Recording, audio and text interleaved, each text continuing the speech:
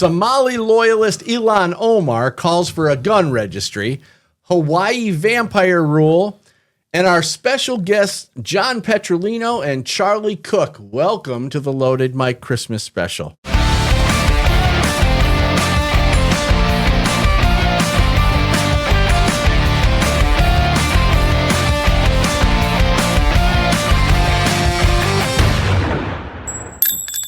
When we talk to gun owners and we ask them why gun ownership is so important, the answer is always attached to good intent. In other words, many gun owners will say something like, I want a gun so I can protect my life and defend the lives of the people I love. Often gun owners will tout statistics like those from defensive gun use studies and proudly declare that guns are used millions of times every year to stop acts of violence. Gun owners typically speak this way about gun ownership because they truly believe that guns are good. When our intentions are noble and moral, we tend to believe others are the same. So why is it that when we ask an anti-gunner about guns, we typically get a completely different type of answer? They'll often say guns should be banned because they're used for killing people. They'll say things like, the only reason someone needs an AR-15 is for killing a lot of people at once, or anyone who carries a gun in public is just looking for the chance to shoot someone. So what's the difference between the gun owner's perspective and the left-wing anti-gunner? The gun owner or pro-gun advocate sees firearms as a tool to save lives. The anti-gunner sees firearms as a tool to take lives. Therefore, the anti-gunner doesn't want you or anyone else, for that matter, to have a firearm. They're projecting onto others. Pro-gun advocates do the same thing. Yes, we project as well, but the difference is that the pro-gun advocate will see a handgun on the hip of a fellow gun owner and will assume that they're in good company and likely much safer by simply being around that fellow gun owner. One person sees guns as a tool to save lives and the other sees them as a tool to take lives. It's all a reflection of what's going on in the mind of the observer. How the anti-gunner comes to believe the things they do stems from a long history of anti-gun propaganda and media conditioning implemented upon them for the purpose of getting them to support gun control legislation. So here's the dirty little secret the anti-gun crowd doesn't want you to know. The anti-gunner doesn't trust you with a gun because they don't trust themselves with a gun. And it's no surprise as to why. They've been indoctrinated. They've been conditioned over a long period of time to see guns as dangerous, scary devices owned strictly for the purpose of taking lives.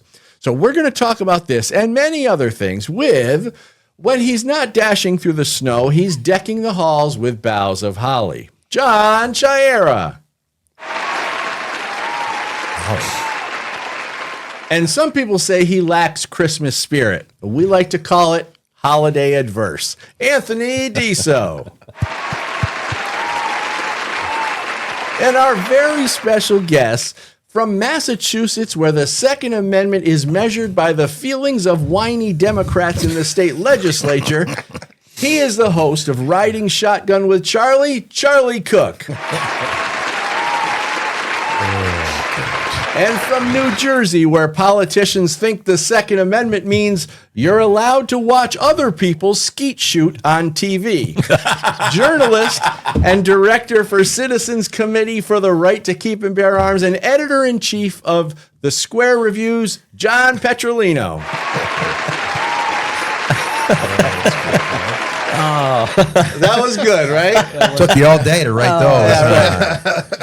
Oh, man. All right. So, guys, welcome to the Christmas special. As always, this is the best time of year. It's a pleasure to be here. Our fourth annual. Yeah, this is great, man. I always look forward to this. Yeah, This is always a good time getting together with you guys. Well, John figured out that it was our fourth one. I couldn't remember exactly how many we've done, but yeah, this is the fourth one. I say for next year we get an RV and we take the show on the road. I mean, Charlie can drive. Charlie can drive. Yeah. Danny can yell at us from the back, and it'll be great. Yeah, just so people know, Danny Wass Jr. is our producer, and we've given him a heck of a time today, just getting this thing set up. Just today. His patience. He's got patience, though, doesn't he? He's starting to put his adult voice on. No, he's grumbling inside. He's in there grumbling. I know he is. But anyway, so guys, we got so much to talk about. I don't even really know where to start, except I guess what are our thoughts here on the idea that pro-gun people see guns a certain way, and anti-gun people see them another way. John, do you have a question? I had a revelation today about this, actually. Go ahead. Shut the hell up. One of our Why don't you take One a of tall my glass of shut the hell up? normal, Thank you, fellas. one of my normal social media detractors, I guess. I don't know. He's just a contrarian who, he's one of these guys where you make a general statement for discussion and he comes online and says, this one thing about what you said is not always true. Therefore, your whole argument is shot. So shut up, you idiot, basically. But he posted some observations about suicides among military people, and how they use guns more than anything else. So I was thinking about that, and during a conversation with another friend of mine on the way up here, I thought that there's so many people that look at the whole issue from a perspective of correlation rather than causation.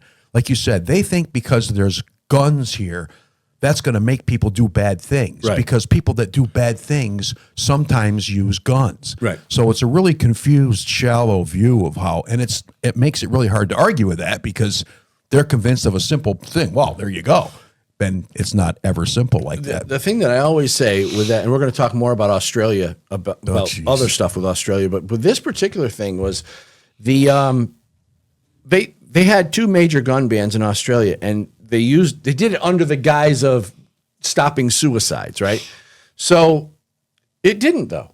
The suicide rate was on a slight trajectory downhill before that, and it just stayed on that same exact trajectory.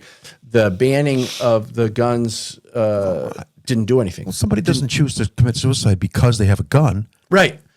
Well, and the other thing is, if somebody wants to commit suicide and they don't have a gun, do they just not? Geez, I wanted to today. Well, actually, I wanted to, do that today, but I don't have a gun, so I guess I'll go. I don't know. Go back home. Go back home, watch TV. Right. Yeah, what can I do? The anti-gun folks like to think of guns as offensive tools. Well, we see them as defensive tools because we don't want to use them on people. We don't want to harm people. We want to let people live their lives and do whatever they do and leave us alone. They are the people that, like you said, they want to use these, and they're projecting that the only reason that people have guns are to shoot people or commit suicide or commit robberies or all this other sort of stuff.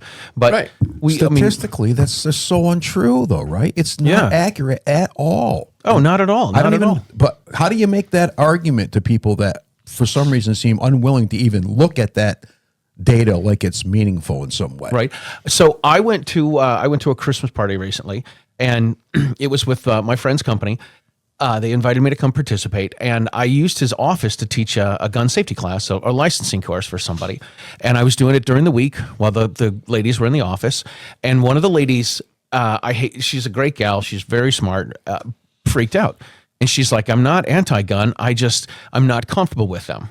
I'm like, okay. And she said she's gone shooting, she doesn't really enjoy it. But I had to go back into her office and say, I just want you to know, I don't have any live ammunition in here. Like, I have these dummy rounds that we use. We're not going to, we keep the guns pointed in this direction of the building. We're not going to point them towards where you are. And she's like, I get it. It just freaks me out. And I'm like, if it freaks you out that guns are here and you know that I carry one, you know that if I wanted to do harm to you, I have plenty of other tools at my disposal, but I'm not a person that wants to harm you or anyone else, but I have no intention of doing that to you. I don't know why you see it that way. And that points to what he was just talking about, is that so many people are convinced that we're just bad people. And because that gun is there, we're going to do bad things. And the gun is going to make me do, it's just, it makes no sense. I mean, I wish I could explain it better to people, but I have a problem because they seem to be missing the basic logic that's needed to understand anything. It has a lot to do with just the narrative, the mindset, the conditioning that they've gone through. There's a viral clip, and I think it's only viral because the argument that was being made is so ridiculous. And I think SAF reposted this on their Instagram page. So if you check out the Second Amendment Foundation, and there's somebody making the case saying, well, if guns don't kill people and people kill people, then bread don't make sandwiches, people make sandwiches. It's like, well, what are you trying to make our point? Because bread doesn't make sandwiches. I mean, granted, like if you've had a good sandwich from Brooklyn, the bread makes a difference. But you say, hey, that bread makes the sandwich, but that's hyperbole. You know, a person has to make the sandwich. It's a different word term for make. Like Exactly. it makes it, right? And you don't need the bread. You could use a pita, or you could use a wrap, or you could use a whole Right. bunch of other I things. think the Earl of Sandwich, if he was going to weigh in on this, would be like, yes, Did I that's say still pita? a sandwich as well. Yes, that's the non bread. That is the non bread. You know, yeah, sure, why not? What, you never had a pita? I have. What the hell's wrong with you? Anthony, what's wrong with him? We should have a PETA party. I think Anthony was taking PETA as PETA rather than PITA. Not either. Well, Pete will show up I when you just cook read a your great steak. article on that PETA the other day. I have to remember what that was about. That was really But enlightening. I mean, to John's point, yeah, okay. So you got several different tools you can use for violence. We all know that. If one tool is not there, then the bad Find guys will use something else. Like really, it's one of our friends. One of our friends was talking about someone a few years ago, and someone I don't think I knew him. I don't know if anyone else did. I don't remember who it was, and it's irrelevant.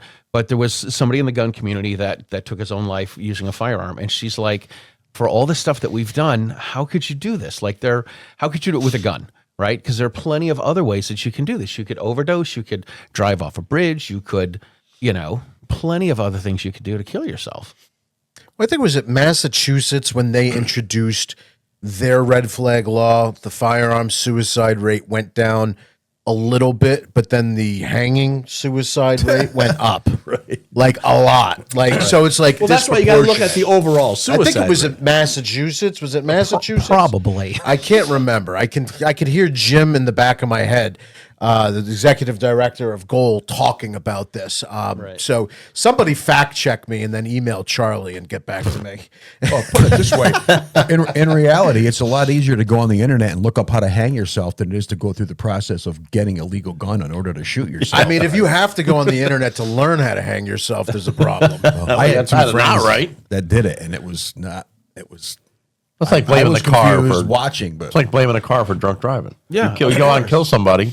We don't blame the car. But the gun's always blamed. Right. And it's the same. I mean, it's the same thing with alcohol. People want to go after, Budweiser and Jack Daniels for drunk driving. It's not their fault, which leads to some other topics about people. People have to be responsible for their actions, whether it's drinking and driving or suicide, or even these stores that have, what is it in San Francisco? You can steal up to $950 worth of stuff. Right, yeah. So they put everything behind the everything in cabinets, so you can't get to it. And then people who live in that city are complaining that they can't get everything's behind glass. This is what you created. I bought spray paint 2 days ago. Get a girl, press the buzzer in the store, wait for somebody to show up with the right card to unlock to buy a $2.75 can of spray paint. They were definitely profiling you, though. You were there for silver spray paint, weren't you? No, it was black, actually, which is a whole other stuff. you know he was a sniffer. You know what I like to do when I go to stores and they have everything locked up? I like to stand there and watch them fidget with the keys, and then I say, I don't need it. if you have a hairpin, I can pop the lock. Wow. And then watch Well, them now freak they have out. cards. This girl had just a card with a strip on it, and it opened up all the stuff in the paint department and the hardware department. So she was the hardware girl. Let me get to one of our sponsors real quick because we got a ton of stuff to get to. You want to know who's fighting for your gun rights? Gun Owners of America. Now, GOA is the no compromise gun rights group, so I urge you to become a member at gunowners.org. But what have they done? Well, GOA secured preliminary injunction against the ATF pistol brace rule, and GOA members submitted a record 85,000 plus comments opposing the ATF's universal registration check rule. They helped enact permitless carry in Nebraska and Florida, and GOA secured victories in California, Illinois, New Mexico, New York, Oregon, Pennsylvania, and Virginia. Plus, they won 2 legal victories against the ATF's zero tolerance policy, and GOA fought to overturn Joe Biden's ban on funding hunter education, shooting sports, and archery in schools. So with the constant attacks on our Second Amendment, we often ask ourselves, what can I do about it? Well, this is what you can do. You can become a member at gunowners.org and help us save the Second Amendment. All right. So go ahead. Anybody, anything else on that topic that we want to hit? Because I wanted to get. Go ahead. I guess my deal is this: if these people just let people be, right? If they didn't project onto people, then it's not going to be an issue. And if we're pro-gun folks and we carry and everything. If we went around and preached about it the way that they preach about, you shouldn't have guns, they would be livid. They would be pissed. It's very much like what Trump just did with the Rob Reiner situation, where he should have just said, you know what, great filmmaker, it's too bad. Yeah. But he goes on a little bit, and then all of a sudden, and Tim Walz too. Oh my God, you can't call him retarded. No, but you can call us a homophobic, misogynist, Hitler, racist, murderers.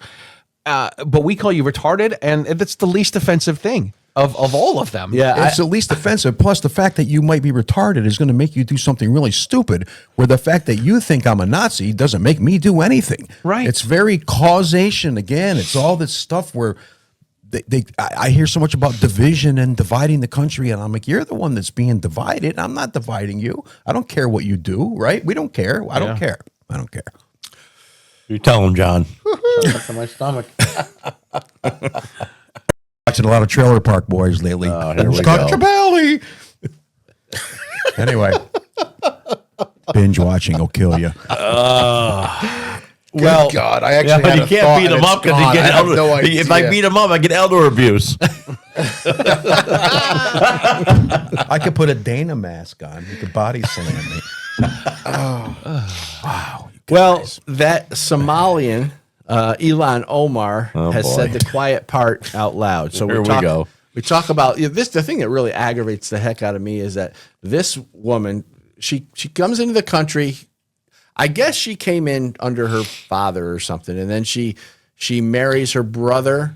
So she really came in under her brother. So she was under her brother. Thank you very much. At least we know she was under her brother. But Sure, you tip your waitress. and she wants to. She thinks she knows what's best for you, Charlie Cook, you, John Petrolino. We need your guns to be registered so we can have a list, so we know where your guns are. That's basically what she's saying. We have a short little video clip, and then we can talk about it. Go ahead. We have more guns in this country than we have humans. So one of the things that's going to be important is to create a registry. So we know where the guns are. We can know when they go into the wrong hands, when they're stolen. And we can actually start a buyback program. I know that some of the Minnesota legislators have had that legislation, and that's something that we should be thinking about on a federal level. So Did she anybody feels understand anything she just said? well. She feels entitled to know where your guns are. She said she's coming for our guns. That's what she said. Yeah. Good luck with that. Smack that. I gotta say it. That's racist. Well, wow. Then there's the It's red. true what they say about you, Anthony. I'm gonna be nice. On many levels. But then they want the national red flag law as well. So you got the registry, which is your list of guns, where they're located, your home address, and all that stuff, and then the national red flag law, which would just give them the authority to come in and take them. Evan Knappen from New Jersey boils this down very well into a tincture. And he says, legislation leads to registration, registration leads to confiscation, and confiscation leads to extermination. And that's what every regime that tried to actually pull real totalitarian rule did, and people that want to sit here and say that Donald Trump's a dictator, he's a this and he's a that. And look, I'm not, giving an opinion one way or another on this, but I'll just say this much. This administration that we have has made moves to enhance the Second Amendment rights of the citizens in this country.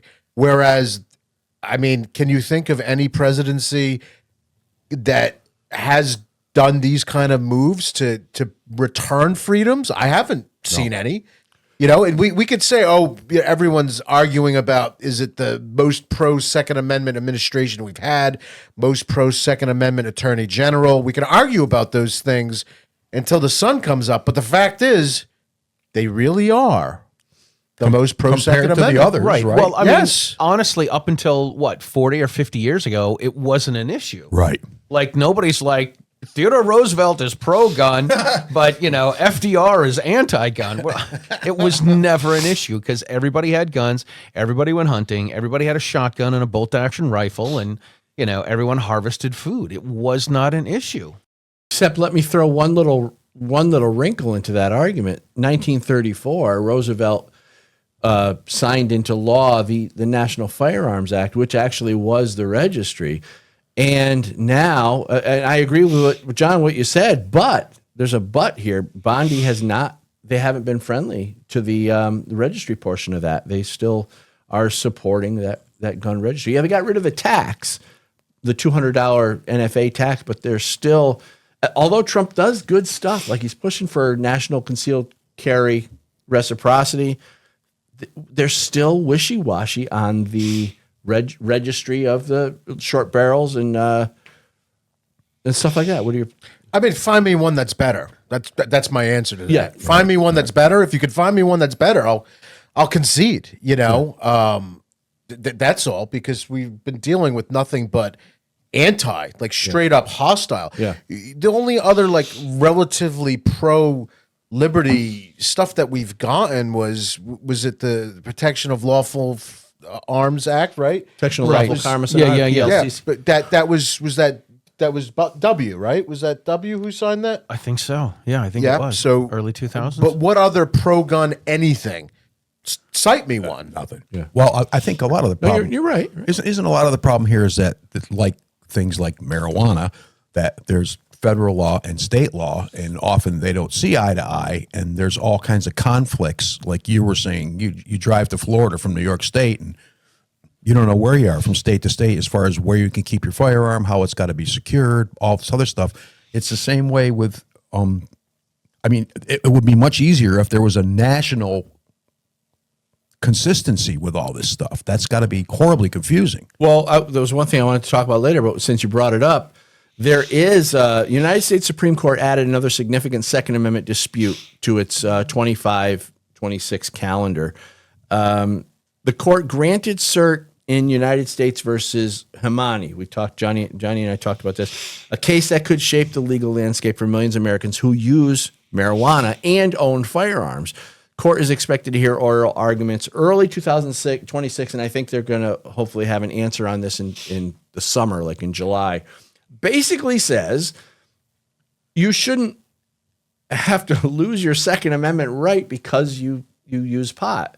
People use alcohol, gun owners. So what's next? If that is the case, right, and you smoke pot and you lost your gun rights, well, what's next? Is it alcohol next? It would be a logical thing. Or you were caught drinking. Well, there's actually a couple of layers to this onion. So tying it back to our last topic, Donald Trump just signed an executive order trying to get marijuana declassified to Schedule 3. Yeah. So it'll remove some of the issues, not all of the issues that we have with marijuana and gun ownership, but it'll actually, I think, push it forward, and that's going to help just across the board with issues, because you go down that road about marijuana arrests and things like that, there's a desperate, impact and, who's being affected by these things and who's not. Now, the case that you're citing, I don't think it's a crisp case, right? What was the circumstances, the possession? Do you remember the details here? He was a regular user, and he has ties to terrorist organizations. He went to a funeral of somebody in, I don't know, Syria or something like this. So he's got, and his mother came out and said that she hopes most people hope their kids go to college, get an education, live a happy life.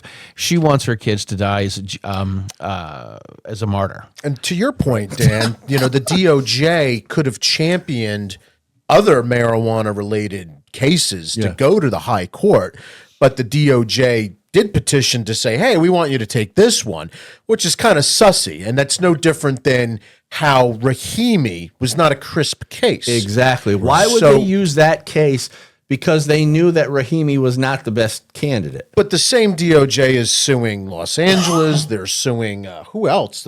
They just launched another lawsuit against another jurisdiction on permitting issues. So it seems the atmosphere right now is, if it's a state restriction, the DOJ and the administration's happy to go after it. But if it's a federal one, they've been defending most of the federal stuff. And I think this also has a lot to do with like the CASA case. You know, that's limiting the injunctive relief that we're able to get on, if you're applying for injunctive relief on a preliminary injunction, so that there's not wide sweeping. And that's because all of these other things are being stopped by the courts that, the executive branch is trying to do. We're getting caught in that melee. This is a war on so many other things, and we're kind of like the children that are stuck in the middle of it because, well, how can you say you're for this, but now you're doing that too? No different than, the post office. And you and I have talked about the post office stuff, trying to limit the post office case. And I don't know if you're aware of the lawsuit, was out of Texas. There was, and it went all the way up to the circuit court, where they said that the organizational plaintiffs in the case, which they were Second Amendment Foundation and Firearms Policy Coalition, are the organizations. Their members, now talk to a lawyer, don't listen to me, they're able to carry firearms on certain post offices. So that prohibition's been lifted. And there hasn't been much, summary on that, but the government did say, we want to limit this to organizational plaintiffs at the time of the filing, or organizational plaintiffs that are named. So there are games, but I think this is a much larger issue, and I think it has to do mostly with immigration. I think it has to do with other issues that the administration is fighting, because if they give here, then they're going to be stuck giving over there, right? That's just my view on it. Just goes to show how complicated all this stuff is. And it's all linked. It's all linked. Yeah. And these court cases will go on sometimes forever. Yeah. And they get kicked back and forth from higher courts down to lower courts. And it's just, the Bruin case started in 2015, and we didn't get an answer. 22. 7 years. Yeah. And then what does Hochul do? What does Anthony's girl Hochul do? 8 days after that decision, She already had that written up. she comes out with a whole new package of She already had that filed. What was the name of that thing that she filed? The CCIA. the Concealed Carry Improvement Act, like Right. CCIA. Oh my gosh! But I mean, as far as these gun laws, I wanted to get to Australia too, because Australia has been in the news. Mate. It's important we talk about it. I mean, I don't even know where to really start with this, except to say that Australia, this Bondi Beach killing attack, if those people, if anybody was able to have a gun, this could have been stopped, or it wouldn't have happened in the first place. So, Well, that's always the case, right? yeah, exactly.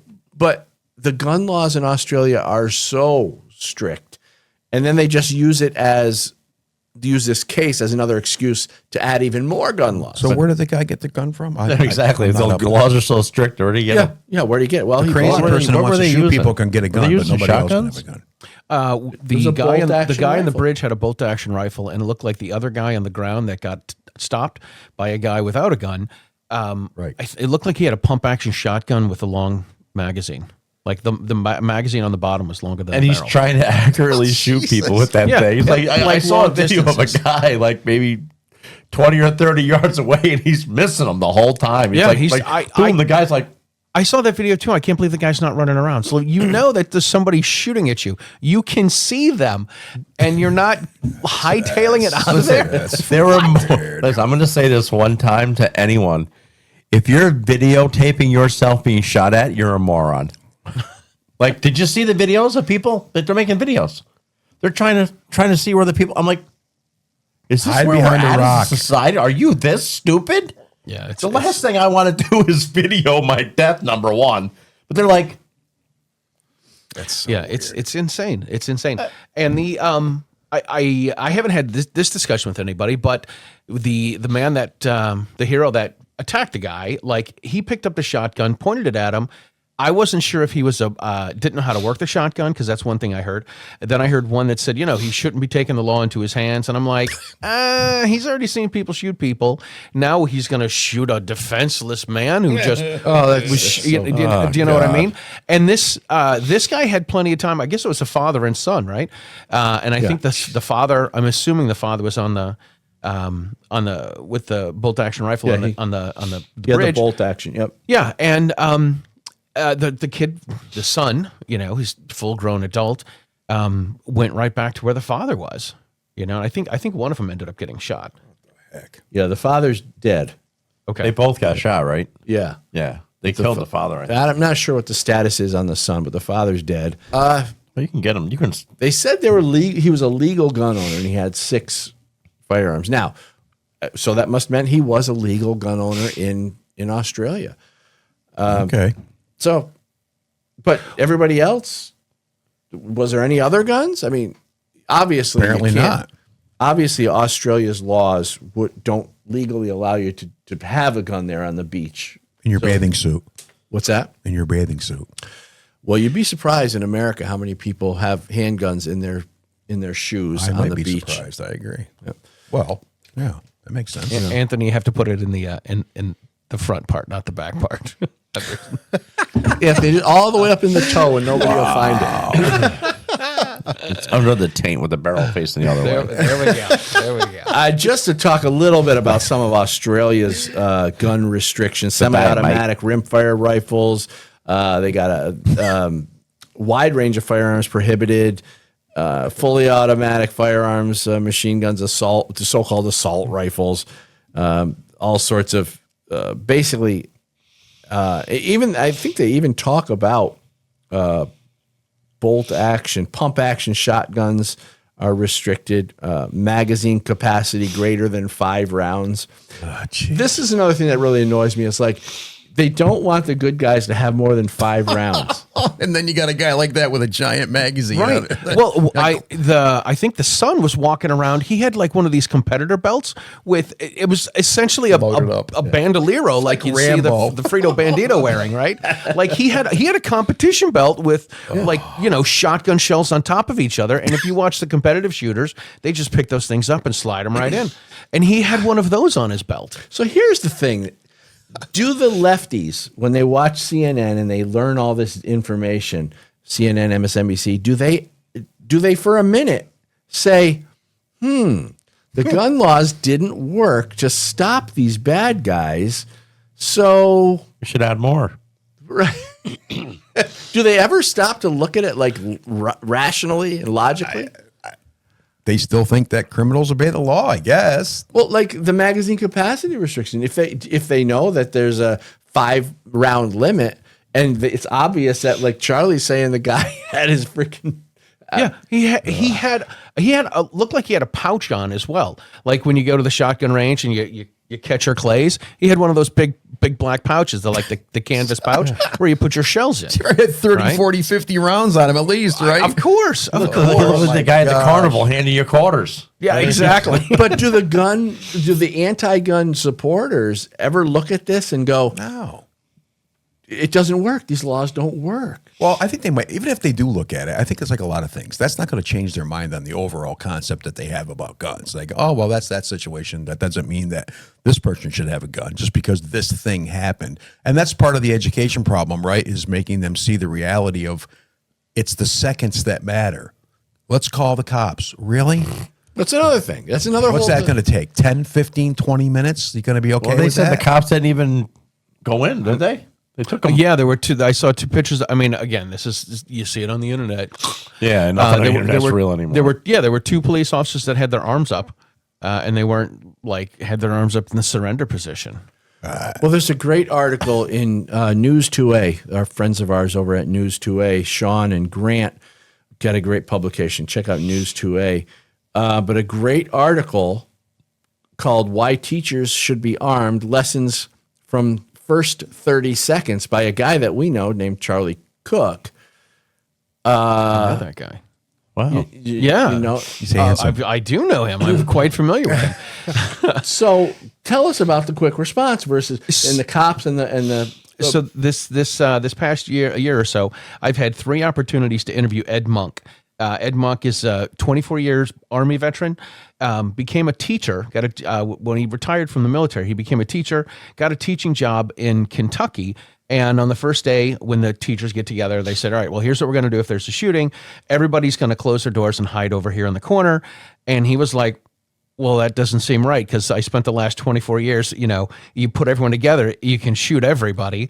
The best thing to do is disperse. So he got into this and he looked into it. He studied all of the mass shootings at churches and schools and everything else. And he's determined that if the principals, if we're going on schools, if the principal just wants to have single digit victims, they have to respond within 30 seconds.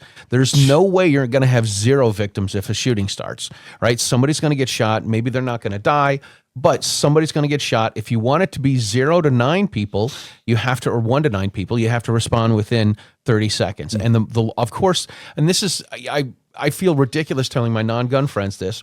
The longer it takes, the more people get shot. But he's done the science behind it and said, hey, if it's a minute to 30 seconds, it's single digits. If it's 30 seconds to a minute, it's 10 to 12 people. If it's this many more people, and then when it gets down to 7 or 8 minutes, then the numbers start to go down. Yeah. Right. And the deal is there's in his book, he points out there are a number of other things that you can do besides have a gun. If you don't want to have a gun, a lot of times the victims in these mass shootings end up dying because they have, I want to say, non-life-threatening gunshot wounds, but they're non-life-threatening gunshot wounds if somebody was able to perform some trauma care on them. Oh. And the police don't go, the medics don't go in until the police have cleared everything out. So now you're looking at 20 minutes, 30 minutes until everything is done before the medics go in. And that gives somebody that has a gunshot wound that might not be, they could bleed out. They're gonna bleed out by the time the medics get there. He also talks about doing things like, instead of having the science wing and the English wing, he's like, have the red wing and have the blue wing of the school and have the red corridor and the yellow corridor, because the cops aren't going to know. Oh, go to the science wing. Oh, right. What's the science? What's the science wing? I got to go in and see if they got a lab in there and they got beakers and all sorts of stuff, And he says you should. A lot of times the shooting happens in big areas like the cafeteria. So that's where they end up starting. He's like, well, we have this plan if everyone's in their classroom, and he's like, that's really cool. Most of the shootings happen in the cafeteria. What do you do then? And he's like, well, we don't have a plan for that. He's like, well, this is what you need to come up with. So it's a great book. It's called First 30 Seconds. It's awesome. It's great. And a lot of these attacks, the cops, it takes them sometimes 6, 10, 15 minutes to get there. If they're there quick. Yeah. I tell people when I teach classes, I say, listen, the police response time is like 14 or 15 minutes. Yeah. That's listening to Stairway to Heaven twice. Yeah. Right? That's how long it is. You think Stairway to Heaven's long? Listen to it twice, and that's when the cops show up. While bullets are flying. Right. And how long do you want someone going through a school and shooting people? How long do you want someone raping your wife before he slices her throat, before the police get there? How I long always do you want like that the to happen? 3-second rule. A 3-second rule would be a teacher right there. Yeah. Or a security guard right outside the door. Armed security. 3 seconds, and even 3 seconds is a long time. You can get a few rounds out. Yeah, absolutely. I like the idea of the teacher at the head of the class being armed and capable of using the firearm. Right. And so one of the things he likes to point out, and one of the arguments he has, or he's got a whole chapter of myths. One of them is that teachers can't handle guns. And I never thought of this, but he's like, you want to tell me somebody that has a master's degree in education can't figure out how to work a semi-automatic handgun? Right. And I've told people, I said, listen, because the argument is, well, what if a group of high school boys goes in and overpowers the teacher? Well, then maybe the teacher wants a gun, but we're not worried about high school age boys going in and taking the teacher's purse and getting her car keys and going for a joyride. That's not a thing to worry about. Right. So it's more, again, it goes back to people's behaviors, right? So if the teacher is trained, if they have a carry permit, if they've done some training with the police officers, if they've done something like Faster Saves Lives, and gone and got some training where they teach you how to shoot, they run you through a bunch of different scenarios, they teach you how to do some trauma first aid and some emergency trauma first aid. And then I did the class a few years ago. We ended up going into a school in Ohio, and the instructor had a .22 revolver that fired blanks, and he would fire a couple rounds inside the school. And there was one person that had a gun, that was the teacher, and then there was a guy that had, he looked like a catcher in a baseball game. He's got a mask and a chest plate on, and he's got a gun, and the guns fire out rubber balls. They run off of CO2, and he's not supposed to shoot at the teacher until the teacher shoots at him. So everybody gets to be the teacher. And then after everybody runs through one scenario, we go back and have some after action reports and say, okay, what was good, what was bad? And then you sit there because you're one of the students and your turn's coming. So you say, okay, well, when I get up there, I'm going to do it this way, and here's how I'm going to handle this. And then when you get to do this, it's a whole new scenario. So you've got everything planned out. You're going to do it perfectly. And they're like, oh yeah, we're not just doing that. So not only do you have to shoot the bad guy, we're not going to respond to anything after that. So now you're going to have to deal with, there's people that are laying on the ground that have red handkerchiefs on them, and they're like, all right, this person's been shot. What do you do now? Yeah. And you're like, we're supposed to call the police now and tell them there's been a shooting and so on and so forth. So it's getting the teachers. I understand teachers don't want to do this. There are plenty of teachers in free America that shoot and carry, and they should be able to carry at school. I remember when I first started to carry, I had some friends that would say, well, you're in a school, and I would be comfortable with you carrying in a school. And I'm like, there's more people at Walmart when I go to Walmart, and it's a bigger area, and the bullets are going to travel further if I miss somebody involved in a shooting at Walmart. This is ridiculous that teachers can't carry. They pass background checks, and of course the other arguments are, well, what if the teacher loses their cool? Well, I don't know if your kid doesn't come in when the teacher says come in. Is it the teacher's fault, or is it your kid's fault? And maybe you should teach your kids to have some better behavior and respect authority, right? Well, that argument right there is, what if the teacher loses their cool? It goes back again to what we were talking about earlier, the projection thing. The anti-gunner is projecting onto the teacher, saying that the teacher's going to shoot the kid if they lose their cool. Right. When would that ever happen, except in the mind of the anti-gunner? They're the ones thinking it. They're saying, well, what if the teacher loses their cool? What if? Well, they're going to shoot the kid. They're going to shoot the kids? You don't think the teacher can pick up a chair and hit him over the head with a chair? Well, it's just the arguments that come from the political left are so ridiculous, and it's so annoying that they can run this narrative with these silly arguments. Yeah, it's completely nuts. Silly. It's a great book. It's a quick, easy read. He's got it geared for older people, so it's easier to read, if you know what I mean. So it's a great book, and he teaches classes and does seminars all around the country. Yep. So let's take a quick break. We're going to come right back right after this. We'll be right back.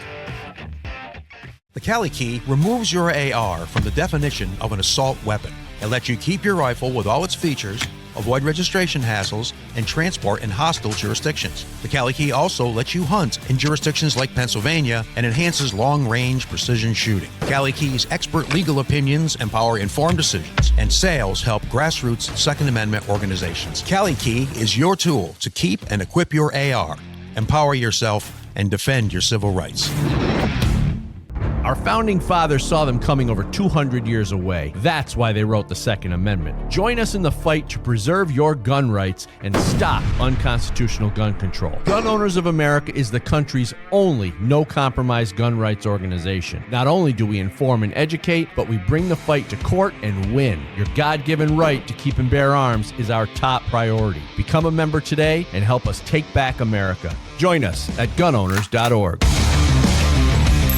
Right. Jesus. All right, we're back. Carrier pigeon. I don't have his email. Carrier address. pigeons. The stuff, if people only knew the stuff that happens during the commercial break. Could be a morning dog. It's evolved. Well, it was. We're trying to forget get a that. message to the producer, and we're talking about everything from. Hey, Danny, don't be mad. from Don't be mad, buddy. everybody thinks Danny's mad today. He says he's yelling. He's yelling from the control room. See, he's yelling. He's mad. Obviously. He's really upset, people. Oh boy! If it wasn't for him, we wouldn't be able to do this. He's doing a good job. We got to give him a little credit. Anyway, so I guess back to this whole idea: you're disarming citizens, and you see the results of that. It's an attack. People die. If you take this thing in basic terms and you look at the situation without any political bias, you'd go, why are these people disarmed over here? And why have you idiots not figured out that that's the problem? Aside from radical Islam as well, which is another whole issue we could talk about. But arm the people so they can shoot back and you won't have these killings. All you got to do is let them be armed. It's not like you have to go out and recruit people, right? I mean, there's tons of people out there that could be doing the job in those situations if you let them do it. How smart were our founding fathers when they wrote that Second Amendment? How? Very smart. Some of them were pretty young, like early 20s, right? Their brain's not fully formed. But maybe it was because they lived less. You know what I mean? Their lives were shorter back then. I mean, you take it back to the projection, and it's something that we talk about. You look at the progressive disarmament mentality. We don't want anybody to have guns. That's their mentality. And if you have the pro-liberty, we're okay. Arm yourself. You're responsible for your own protection. You're responsible for self-defense. Those people aren't projecting well, you need to be armed. You need to be armed. You need to be armed. Right. It's like if you want to be armed, you be armed. You are responsible for yourself. And I think if you look at almost every single topic, it doesn't matter what topic it is, it's an all or nothing thing.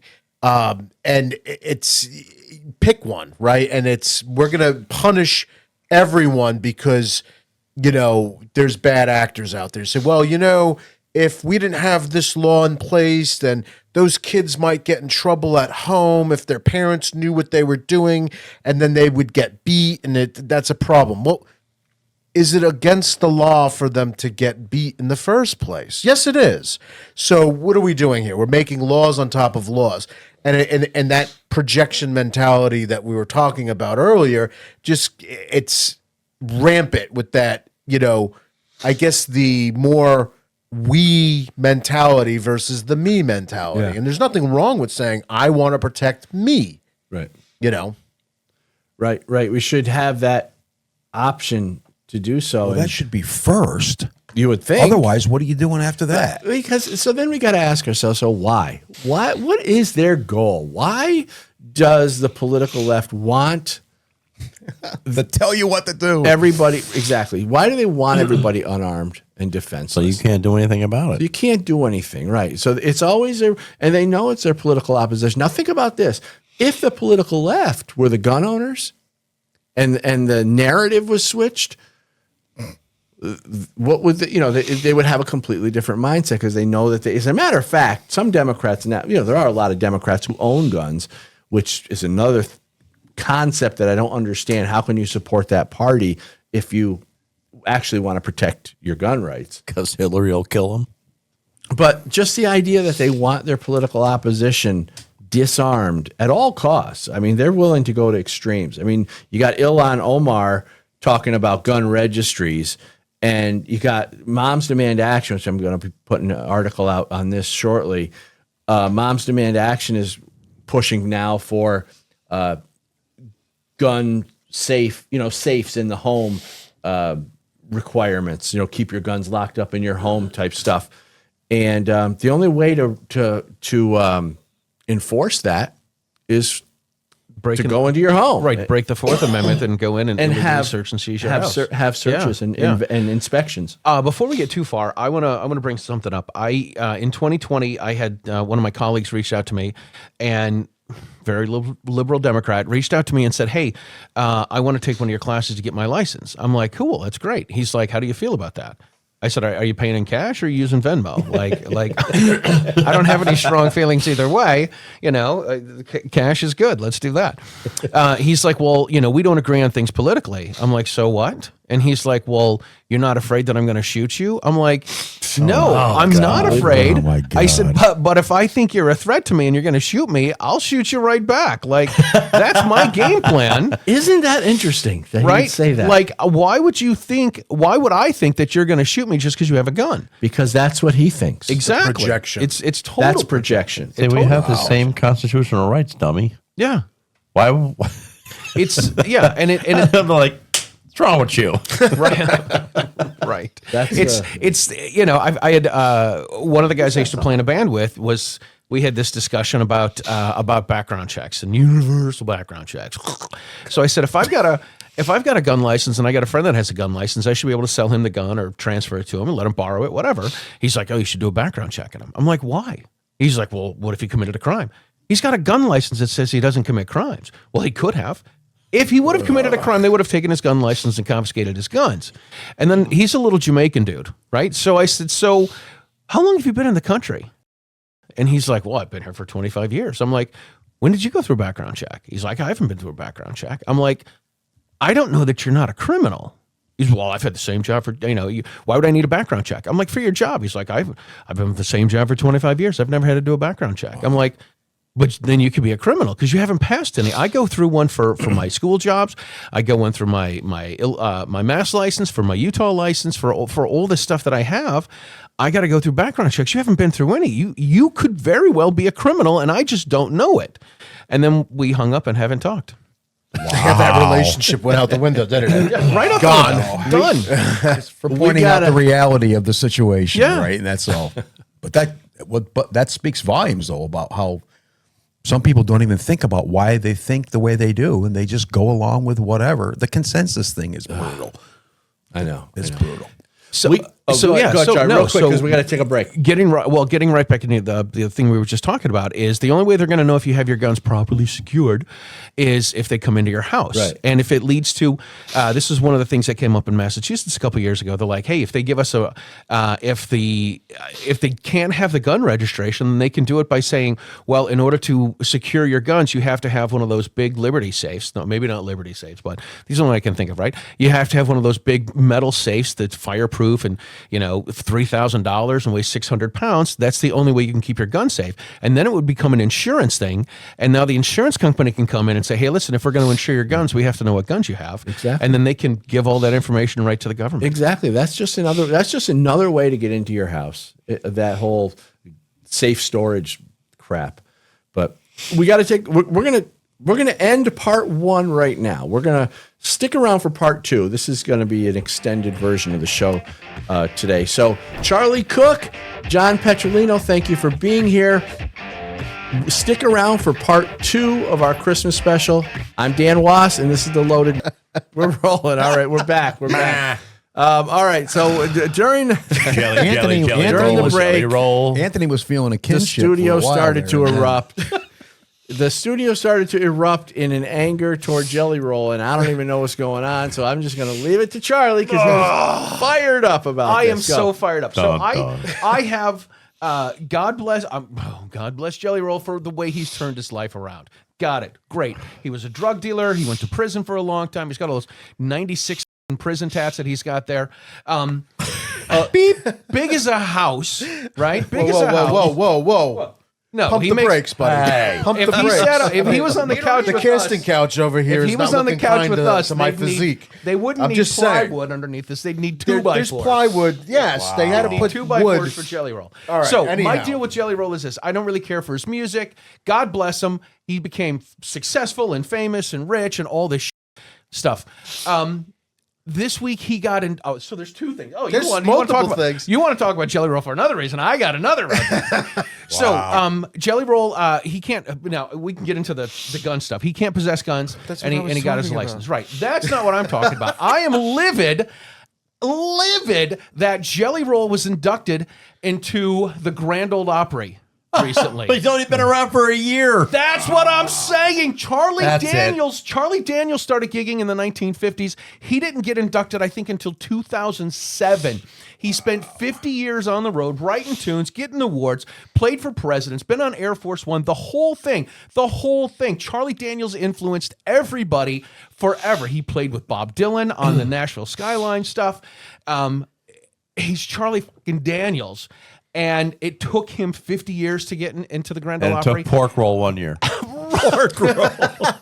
Wow. In this case, Or I'll that's be like the with, Rock and Roll okay Hall of with you Fame. calling him Taylor Ham. Rock and Roll Hall. Listen, the Rock and Roll Hall of Fame is a joke. It's It's a joke. It is. That's It a is. joke. It is. And Ted Nugent's not inducted in the Rock and Roll Hall of Fame. He's influenced everybody too. But the it's the just White 'cause of Stripes are. politics. The White Stripes. Well, they held off for decades to put Kiss in there. They hated Right, Kiss. they hated Oh, there you got to bring up the kiss. So- Always got to bring Oh, Kiss no, up. no, No, but Kiss. there's a story, Stupid Charlie. dudes Talk with about makeup on. the kiss move. The kiss move. So, yeah. I'm not asking you to do a kiss move on me. I'm saying the kiss move. Do it. So Do it. I absolutely love. I don't know if you guys have seen this video, but there's video of them. I think it was 1996 when they got the old guys back together. They put the costumes on. I absolutely love this. They went to I think it was the Grammys. They went to the Grammys. They weren't invited. They weren't announced. They Wasn't weren't it anything. Tupac who introduced him? or Tupac something? introduced him, and what it was Kiss just came in the back door and walked in as if they owned the place, Yeah. and nobody wanted to introduce them. So Tupac's like, you know what? I'm going to do it. I've seen everything. This is unbelievable, and I love it when Gene comes out because you can tell the aura that he's given. He's like, this is what it's all about. This is rock and roll. Yeah. Oh, well, it's they awesome. should have been inducted into the Hall of Fame like I Years said, ago. Years ago. But I guess it's I don't know who runs that thing, but it's not by the people. Oh, of course. And so they Paul Stanley always said they feel like they're being indicted actually, but they're doing it for the fans. They didn't want to do it anyway at that point anyway. So it was almost at the Rock and Roll Hall of Fame. At that point, they had to induct them, Yeah. or they would start to look foolish. Oh, totally. I mean, what Totally. bigger rock band do you have than Kiss? None. I mean, And this is what I love too about Kiss, right? Is every time, it doesn't matter what concerts you go to, there's fire, there's loud music, there's pyro, there's everything. You go to Metallica, you go to anybody, you go to concerts, country shows, you go to rap shows, it's all the same. Everyone's got this, and no one was doing this before Kiss. yeah. Oh, I know. Other than that, I have no strong feelings. Hey. So back to Jelly White Roll, Stripes got Charlie. in. Oh, what happened with Jelly Roll? So I don't even know. Here we go. Why What do is we got? Charlie so pissed off at Jelly Roll? So here, I'm just pissed off because he got into the Grand Ole Opry. The other stuff I think is probably a good thing, right? All right, so what if else is- Jelly, if you're watching the show, I certainly don't mean any offense, but Jelly. Did he just call him Jelly? Well, all right, Mr. Roll. Mr. Roll. Sorry, Mr. I Roll. apologize. Roll. Mr. Roll. So he lost his gun rights because he's a felon, because he was a drug dealer and a drug addict for decades. But he now, part of getting back into a better way of life is he's been eating better, he's been losing weight, and these are all great things. I'm not taking that from him at all. But he started, Joe Rogan's got him into archery. And so he wants to, he's got into to bow hunting, and he wants to get into hunting with a rifle. And I think this week, the governor of Tennessee, Bill Lee, what's the right word for it, John? You got the full clemency There pardon, we are, whatever. clemency. Yeah. Yeah, So he's he got can the full he pardon can or now whatever. get a gun license. And But the thing is, didn't he actually do like really, really bad things? well, you're not collecting for the Red Cross when they send you to jail. I'm just saying, when you look at the burden of who should and shouldn't have their rights returned, and I've got a bright line on this. If you've been, paid your debt to society, I you're out agree. of prison, you should be fully patriated with all of your rights. Yeah, I agree with There's that. very few people that shouldn't, right? I think the list of people who shouldn't is much smaller, right? So Well, if you're not in prison, if you're safe enough for the court system, the legal system to have you out in public, then you should be able to have all your rights. I mean, what are they afraid of? Problem is they're letting criminals back out into the right. streets. There needs to be a better mechanism, at least, for that repatriation. So, but if you look at the stuff that Jelly Roll's done, like, I don't think he was a choir boy, obviously. So there's so many other people that have gotten hung up in these, like, let's say, white collar crimes and everything. We have a Supreme Court case, don't we? Aren't they eventually going to be looking at this nonviolent felon scenario with gun rights? Like, they're going to have to look at that. These are active cases right now that are going on. People that wrote bad checks, this, that, the other thing. So they get to struggle to try to get their rights back. They've been leading good lives.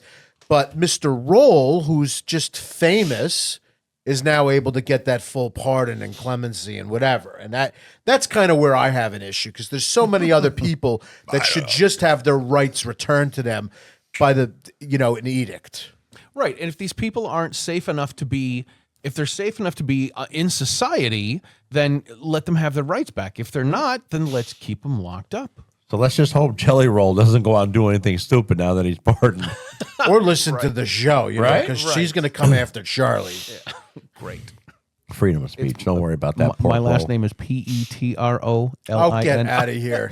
It's Taylor Ham. He's not pork roll. It's PORK-ROLL. Pork roll. He's We're English. talking about Put Mr. an E Pork on the Roll. end. All right. Let me get to one of our sponsors real quick here.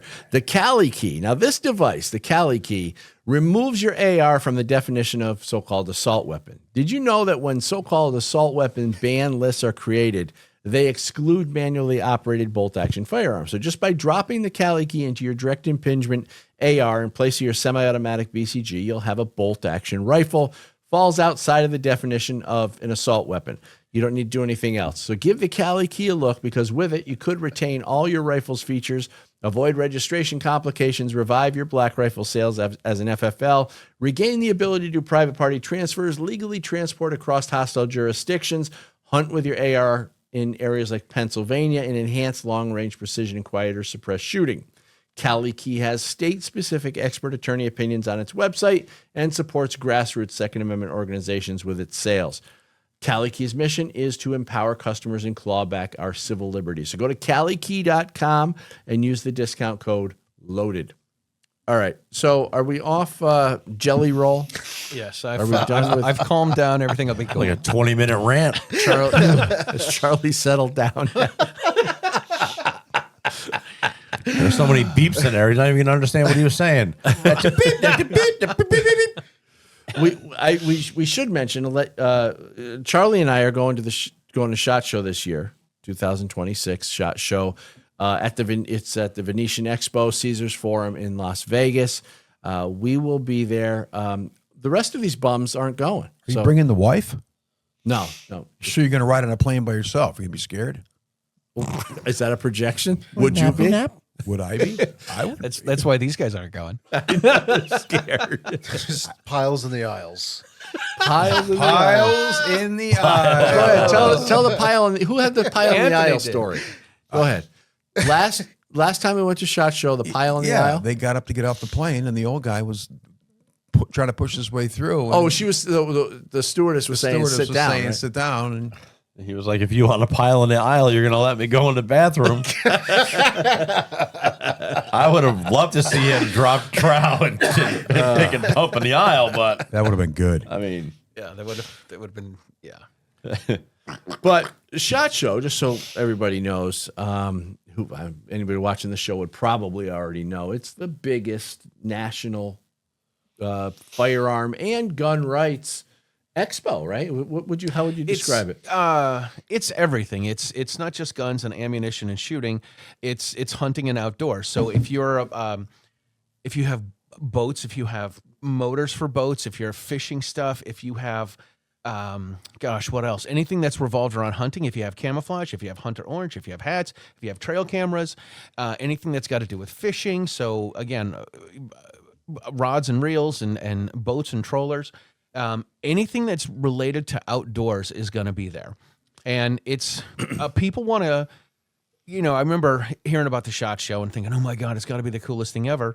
And I'm not saying it's not, it is, but you can't buy anything. You can't walk home with anything. It's more for people to connect, companies to connect with other companies and businesses and gun stores to make deals with, people that sell products and all that kind of stuff. Well, you know what I'm looking forward to? I want to check out the new line of handguns. So there's going to be a lot of new handguns out. And I'm also interested to check out the new Glock. The Glock 6. I thought it was a Glock V. That was so last week, that was man. that was so November. That was so last week. So This the is a Glock 6. Okay, so tell me about the 6. What? It comes after the V. Okay. No. Right. I'll tell you how stupid I am when they said the Glock V. I'm like, they've already got a Glock 5. What's going on with this? He's got Roman numerals over there, right? Yeah, no, they actually. Well, they discontinued what? How many? 20 to 30 different models? Everything except for like the 43 and the 43X, right? Yep. Everything except the small single stack, super thin, small, very concealable handguns. They said they were discontinuing everything. Then they came out with the V, and everyone hated them because the V was supposed to be so you can't put up a Glock switch and turn it into a machine gun and all that sort of nonsense. But we don't really know because then the 6 Glock never confirmed that they weren't trying to allow the V to not be converted easily, right? So I'm not really. I would love to get the whole story about how this all came about, but the V came out and it got out there, like it got into people's hands. I don't. They might even be selling it now. The news was leaked, I think, by Glock Store in Nashville. Right. And it was in late October, and they said in November 1st is when they're switching over and only selling Glock Vs. So you have a 17V and 19V. So that hit the shelves, and then shortly after that, you've got somebody would design their own Glock switch that they put on there, and they went full auto with the Glock V, and everybody's like, "Oh, see, they were trying to do this, and they were trying to bend the knee to California." Yeah, and I don't really know, like, who knows why the V came out. But then, like, shortly thereafter that, the Glock 6 announcements came out, and the Glock 6. Those are coming out on January 20th, I believe, on SHOT Show. Tuesday. Or at SHOT Show. Oh, wow. Okay. And so that's the Glock 6. And then a bunch of our friends and colleagues got to go out there. Like, I know Robin Sandoval went out. Was there. And they were all under embargo, and they all got to get their hands on and shoot and do content. Wow. And actually get with the Glock 6. They didn't do that with the V. It was very weird. So, like, I don't know what kind of marketing juju that they're doing, or what the whole impetus was of the V and then the 6, or eventually I'd like to know what the story was, but we don't know. But there's the V and now there's the 6. Wow. Well, there's also a new Staccato that I want to check out. It looked really cool. I can't remember the name of it, the model, but I mean, there's so many cool handguns coming out now this year. I saw some reviews on them, and so if people want to check this stuff out, I mean, and the floor at the expo floor at SHOT Show is, what did they say, 16 miles long? It's unbelievable. If you walk every aisle?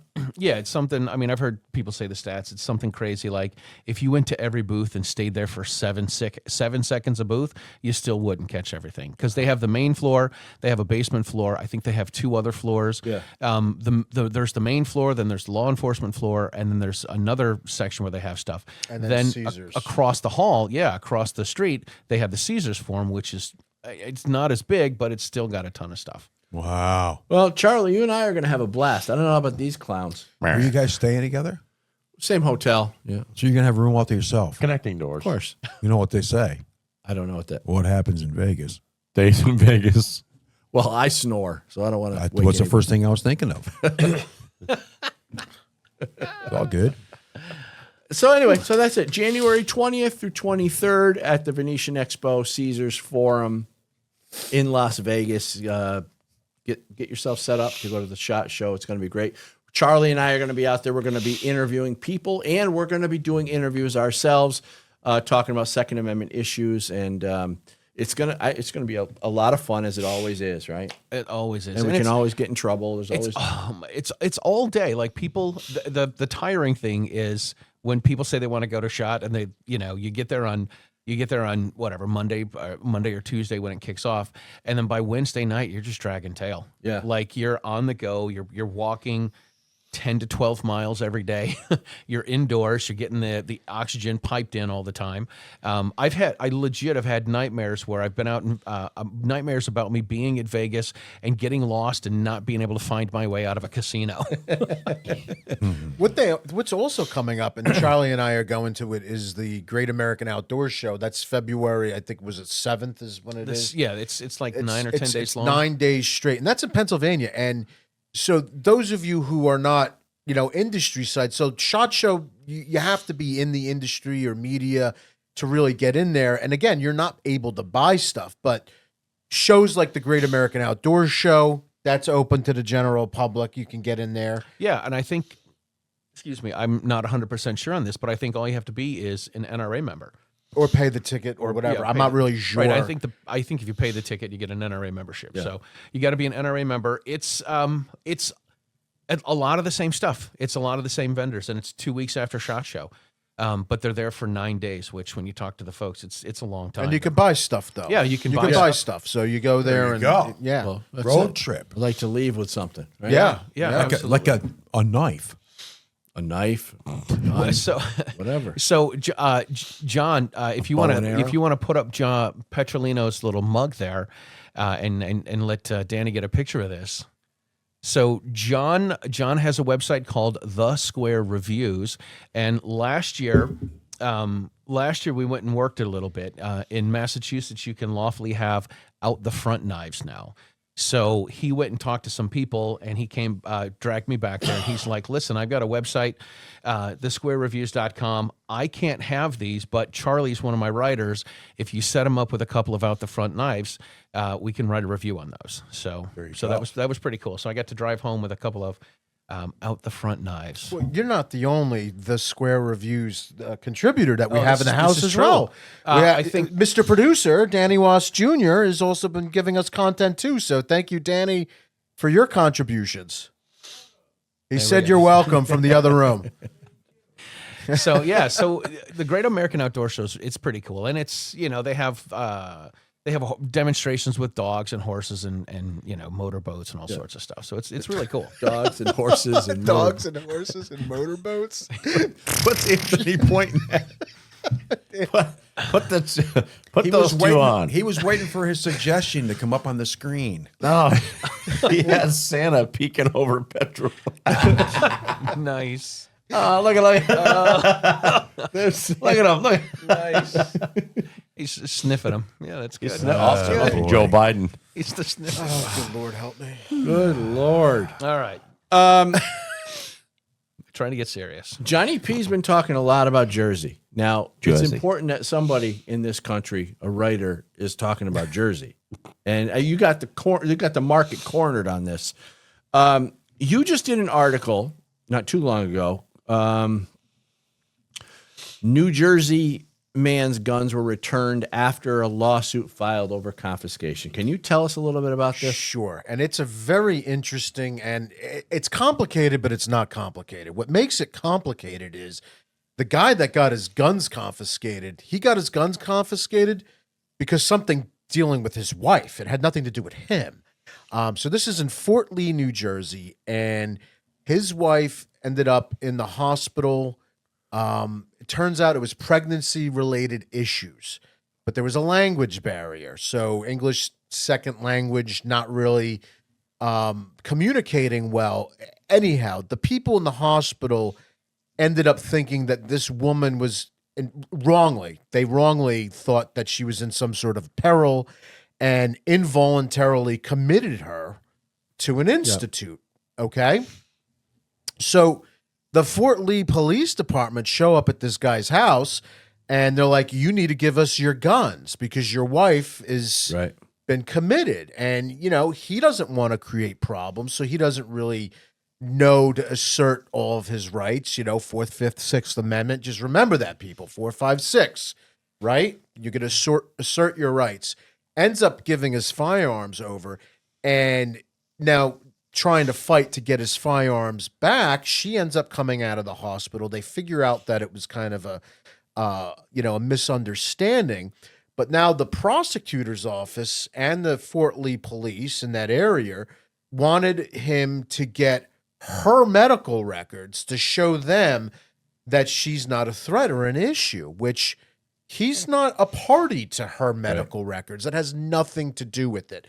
So Second Amendment Foundation stepped up to the plate to help this guy out, and they sued Bergen County, the prosecutor, Fort Lee police. They went after everybody under the sun. And the lawsuit, it's the battle's not, the war isn't over, but there was a huge win in that the prosecutor's office sent over a letter saying, hey, we want to try to figure this out amicably. Let's try to settle this. And had the guy's firearms returned to him. So him and his attorney were able to go over there and get his firearms back. And what's unprecedented about this, and this is what some other people that, might be looking at this say, well, okay, he got his guns back. That's not that big of a deal. He got his guns back. He should have. There are people in New Jersey that have won lawsuits, court battles where jurisdictions and, police departments are being ordered, you shall give these guns back, and they still play games for years. Yeah. So this concession, the fact that they folded, and it wasn't quickly, but they did fold and got him his firearms back. The guy was injured. He was out without his guns for maybe 6 months, and that's a problem. Definitely took advantage of him. They definitely took advantage of his more sensitive side, thinking, well, the authorities are here. They're telling me this is what I need to do. So that's a gigantic win for this man. And then now the rest of the battle is going to be him getting the rest of his relief, because, he's owed. He's owed. Like, then they're going to get it from them. And this is a guy named Aliage, I think his name was. Yes. And Bill Kirk and I had this conversation. He told me all about this case when he was on the show. Okay. And it's just such a violation of someone's rights because of someone else who's completely disconnected to the whole thing. So it's just amazing. So if people want to read your article, John, they can go to Bearing Arms. Look for John Petrolino's author page, or search for the New Jersey man's guns returned after lawsuit article, and you can check out more of that stuff. But that was a great article. Good job. Thank you. What else we got, Anthony? What do we got?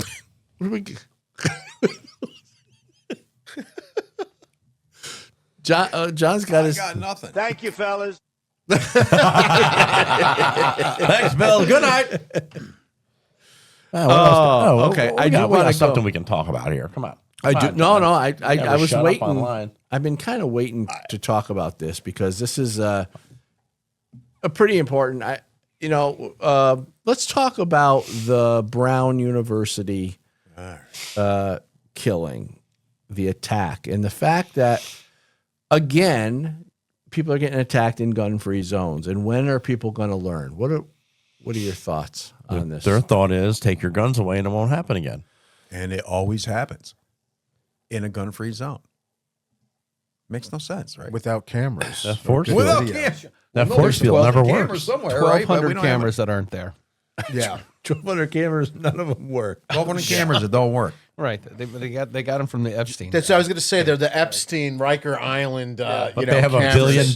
contract. They have $1 billion just doing whatever, but the cameras don't work on campus. And now they've just found the guy mysteriously dead in a storage locker, right? Or storage unit up in storage New Hampshire. unit. Yeah. Just The thing that I guess gets me worked up about this is some people talk about the 72-hour rule, and I'm surprised you didn't know about this, right? Because we talked about it yesterday. So the 72-hour rule is after an incident happens, nobody should talk about it for 72 hours. Well, unfortunately for us, if we abide by this, the rest of the media does not. They're going to get right on top of it. Yeah. And Make up all sorts of nonsense and just and be unbelievably wrong. So the first thing that came out was, so we get the shooter at Brown University, and it was a guy that we found a guy in Coventry, Rhode Island, who drove 1,100 miles from Wisconsin, and he had a revolver and a pistol with him, and he's the guy. They triangulated the phones, and he's the guy. And then they're like, oh, nope, he's not. We're going to let him go. We think it's this Mufasa character who is a pro-Palestinian, pro-LGBT character. Wasn't that a character in Lion King? Yeah. Mufasa. Right. What's the Yeah. song? And just can't wait to be king, right? So they have this guy, and for 3 or 4 days, this is the guy, this is the guy, this is the guy. They scrubbed all of his information from the Brown University website. Like, there's nothing about him, no social media posts, no social accounts. And then all of a sudden, they find a guy up in New Hampshire that's not a young guy, that's 47, 48 years old, and they know he's the one. Well, how do they know? They thought the first guy was the guy. Then they thought the second guy was the guy. And now all of a sudden, they found the person, and he's dead in a... Yeah, that's what I say. Conveniently dead in a storage unit somewhere. Right. I don't know. There's so much stuff. I don't know what I can believe anymore. It's frustrating. It is. It is. I'm with you. Like, you see the stuff, you see all this stuff, and you're like, this has got to be bunk. This has got to be bunk. And then you get, what are you, a conspiracy theorist? Well, maybe, because the honesty of the media has just been in the toilet, and you see a lot of contradicting things. It's like, We have a Cartesian crisis right now. We can't believe hardly anything that's going on. We're being lied to, and then you just throw AI into the mix. Yeah. That makes it even worse. I mean, John was talking about this earlier. What's the deal with the conspiracy theory? What is the deal? No, well, What's the difference between conspiracy theory and reality is about 6 months, really. But now it's like you say, that with AI, I look at stuff on social media and I'm like, why should I even think that this is real? yeah. And then you get everybody that thinks it is real, and they start going down the rabbit holes, and they start drawing people into conversations, and we don't know what we're looking at anymore. Right, and we just don't know. I've now become one of these guys. I'm like, what else is going on? What's the government doing they don't want people to know about? Well, and then part of this whole strategy is that if you believe something, or you have a hypothesis about something that contradicts to what the major media outlets are saying, then you're a conspiracy theorist. And this idea of conspiracy theorist has been such a demonized thing that nobody wants to be called it. It's like being called a racist or something like that. And I think that's part of the strategy, just to keep people to shut up. Well, yeah. I mean, you could have scientific theory. That's okay. But we can't have theory about what may or may not have happened. Right. And you're using scientific processes questioning. So if you're coming up with a theory about something and there's a conspiracy because you think more than one person might be involved, how is this a pejorative? So it's total smear campaign stuff. The term conspiracy theory itself was invented by the U.S. government. I think it was invented in response to the Kennedy assassination. I think that's where you started to see conspiracy theory come out. But we can't just talk about things and have possibilities. Is it possible that this might be what's going on? And to John's point, you go through social media, you're getting video, and how many times, I got to tell people, just stop sending me AI generated content. And then now I'm getting people say, well, I didn't know that was AI generated. How do you not know that's a woman riding a pig down the highway? That's AI generated. Why do you think that that's a real video? Anthony, you got to send that to me. I got to check it out. I didn't send that. No, that wasn't that video. Woman riding His a pig down the OnlyFans highway. page. Anyway, so the AI stuff. Keep going, bud. No, I just think that we are dealing with a crisis of epic proportions right now today and forget it 6 months from now, because everything's fun and games. The Sasquatch videos are great, and the video logs, and that's a lot of fun and whatever, but this is already being abused. It's already being abused, and we just don't know it. And that's no different than the Operation Mockingbird. Go and look up the Operation Mockingbird. What is it? The threat to democracy that was going on through, what was it, Sinclair Media? Oh, Sinclair Media, yeah. So how's that anything different? There's a narrative that's out there, and we're being sold that narrative. Can you tell us a little bit more about this? Yeah, so there's a cut-up reel, and we probably should talk about this stuff in advance of the show so we can play these reels, but there's a cut-up reel. If you look up Operation Mockingbird, threat to democracy, and it's showing these pundits and they're showing news personalities, and they're all saying the exact same thing over and over and over and over and again. And this is a threat to our democracy. This is a narrative goes out from wherever, from the ether, and then it gets pushed out to the soldiers, and the soldiers, they're just paid hands, and they just go with it. They read the script and they move on. And how much of our news and media is being dictated to us, like that today? And I'm going to proffer to say a lot. Yeah. Yeah. But that's going to make me a conspiracy theorist, right? Because I'm entertaining this idea. Well, and Charlie, I know you want to say something. Let me just jump in real quick. That's the when you see Candace Owens being totally demonized. Yeah. I don't know. Is she crazy or not? I don't know. But I mean, let her say what she needs to say, and at least, but everyone's they calling did it her with Alex Jones too. Alex Jones, let's fine him $1 billion because he said something.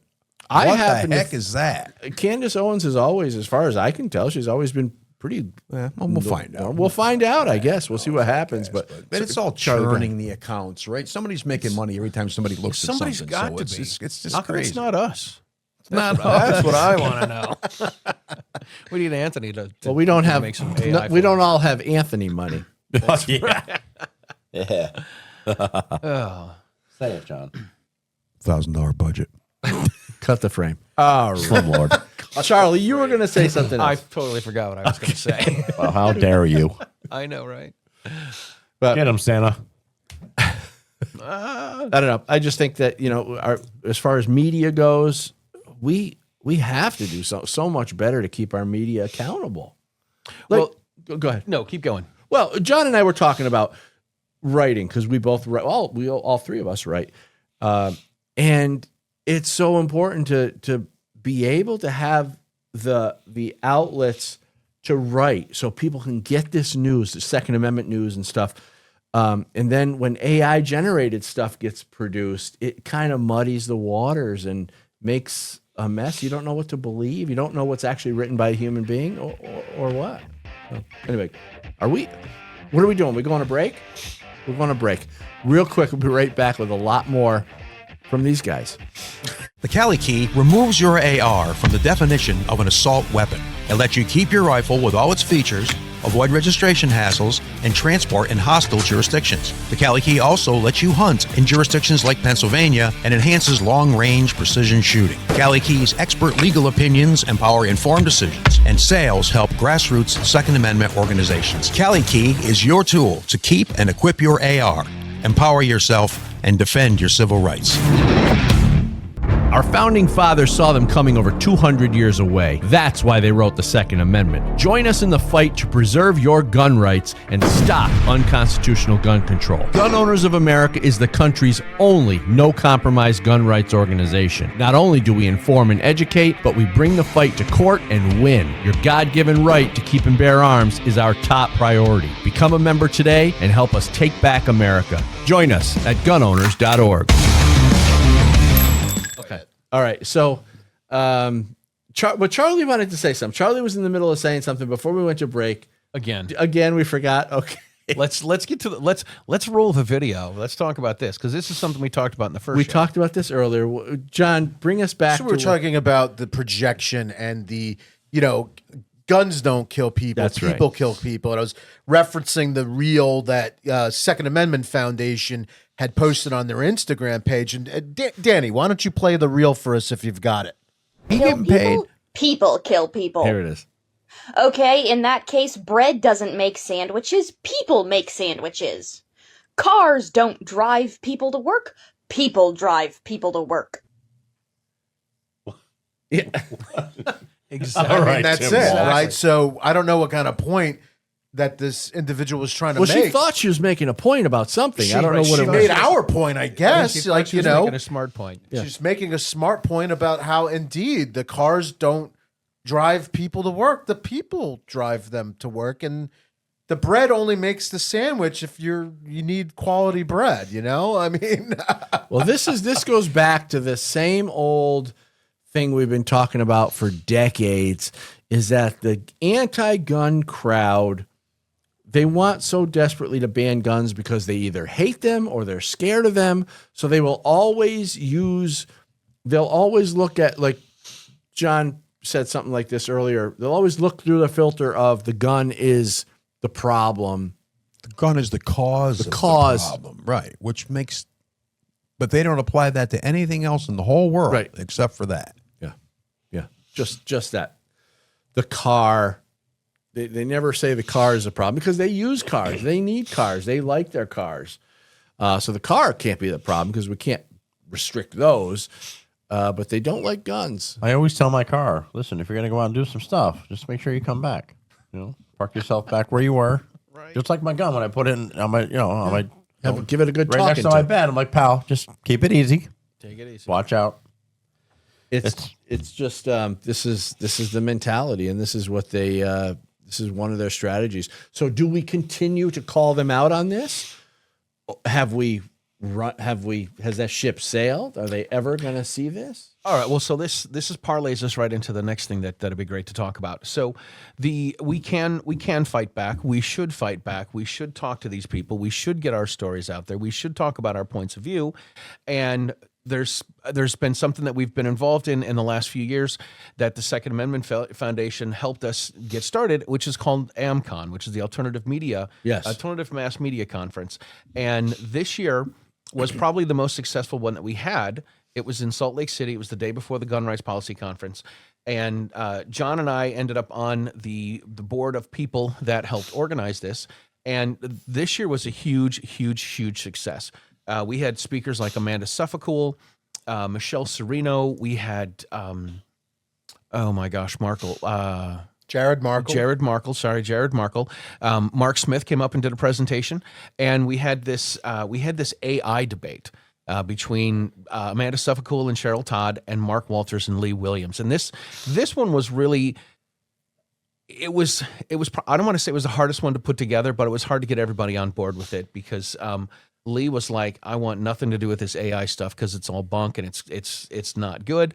Mark Walters has been sued. Mark Walters is the first person to sue ChatGPT because ChatGPT came up with some story that Mark had embezzled like $5 or $7 million from the Second Amendment Foundation, and it's all bunk. It's all not true. So they were obviously the anti-AI side, and Amanda and Cheryl were like, hey, we're pro-AI.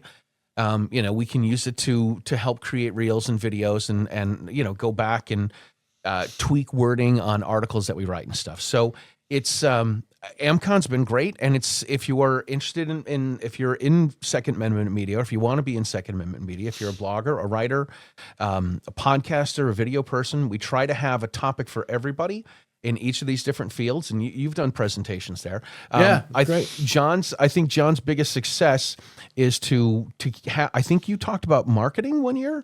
Oh, God. And John You were talking about branding. Why don't you tell us about your branding marketing?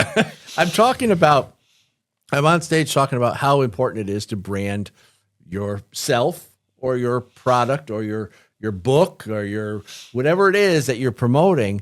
So I'm up there talking about branding myself, And what do I have hanging You around? have a decoding firearms lanyard and a decoding firearms lapel pin. All my branded stuff you were wearing. So I'm branding Johnny P. The whole time I'm talking about how important it is to brand yourself. It was one of And those you took things. the pin off and you didn't wear it the rest of the weekend after that. That's the noticed. thing. He's in Of course protest. I noticed. It's on your backpack, wherever your backpack is. I saw it. Oh, you did? That's Yeah, right, it's on your backpack. But yeah, I think AmCon and what's been nice about AmCon is we've been opening it up to more and more people to get involved. So even if you're interested in grassroots activism or just engaging with lawmakers or just trying to make a difference in the Second Amendment arena, these media tips and these, little workshops and these presentations are things that are kind of global that you can use in many different ways. And I don't know,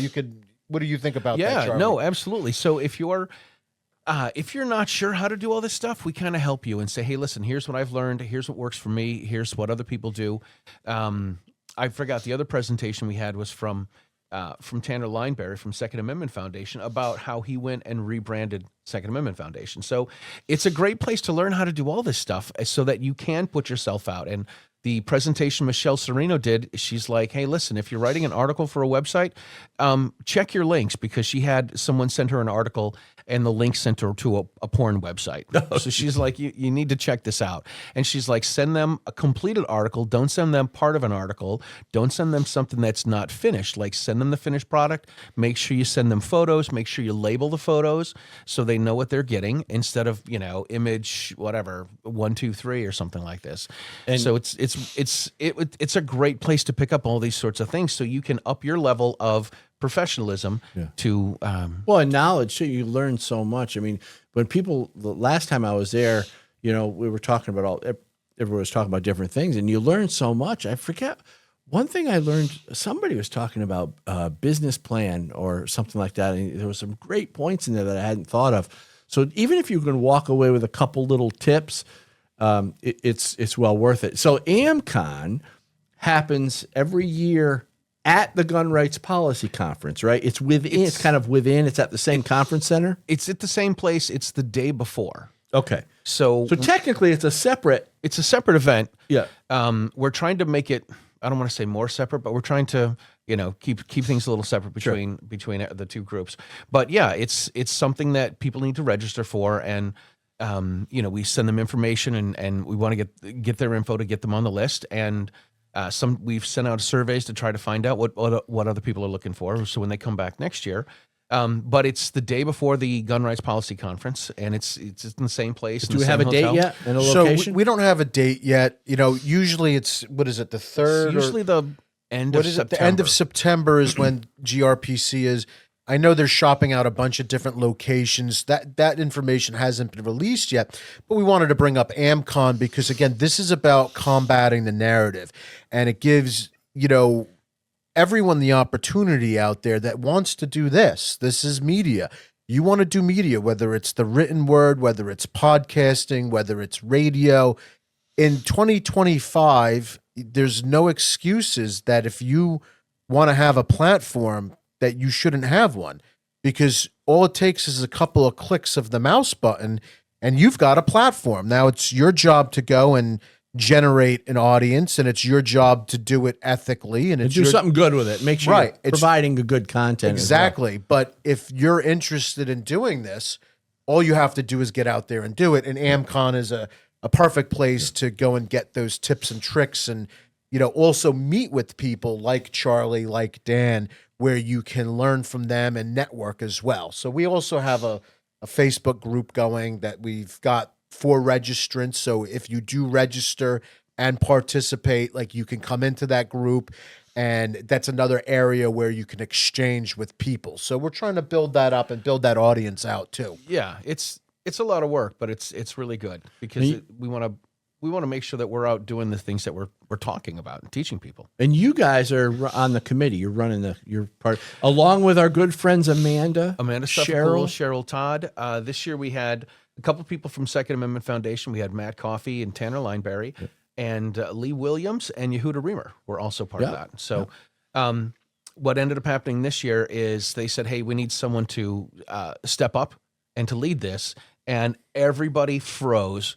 And I itched my nose, and they're like, "Okay, Charlie, you're the guy." Charlie, the chair of the committee. So Charlie's the chairman of our committee, and he's in charge. So if it tanks, we'll just blame it on Blame him. it on Charlie. My goal for this year was to make sure that we made it through the year and it was successful.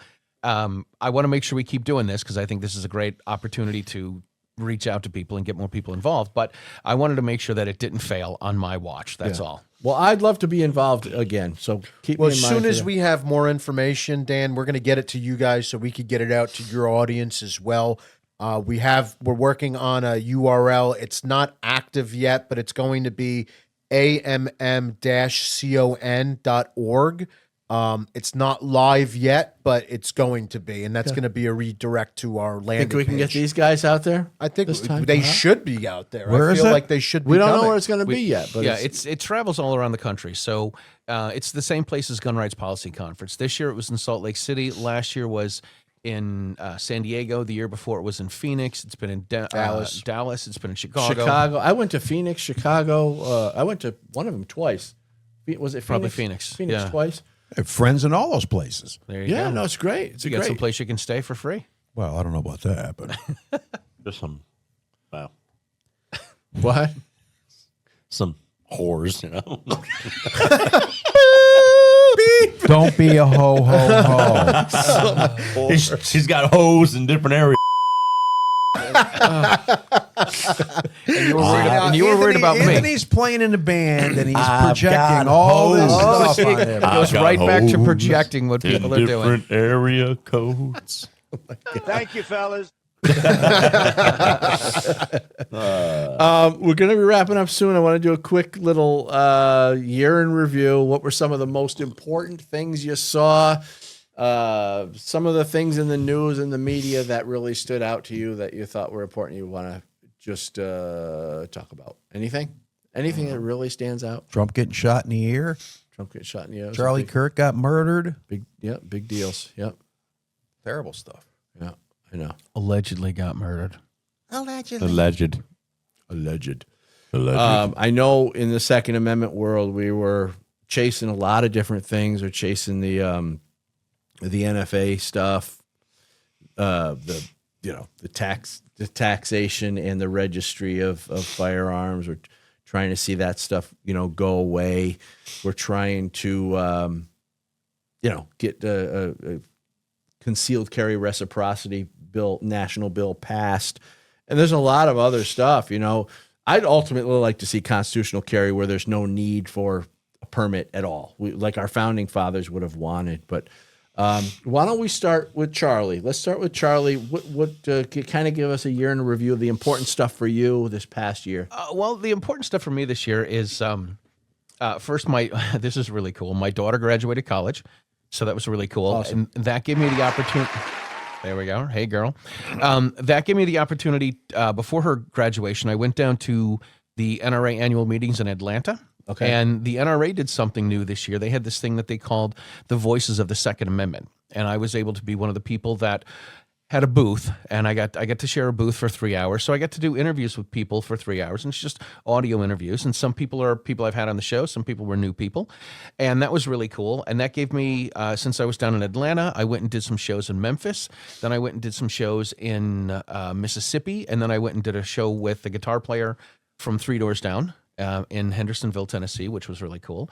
So that was pretty amazing. I've got to keep the show going, which I think is a great thing. And having AmCon be a success this year was kind of a big deal too. So I'm happy about that. And Jelly Roll, if you want to be on the show, please email me at writingshotgunwithcharlie@gmail.com. I'll be happy to have you on the show. Come down to Nashville. And we say bye-bye. Bye-bye. You're not a nice person. Okay, so John, your turn. Yeah, I had a couple of beats that I was following this year. So last year we talked about the racial bias in New Jersey's permit to carry process. I'm pleased to announce that this year they have released legislation or introduced legislation in New Jersey to actually track these things and force the Attorney General to come up with a report based on that. Now, that legislation hasn't gone anywhere yet, but that was a bill that was introduced that was directly linked to research that I did. So that was kind of cool.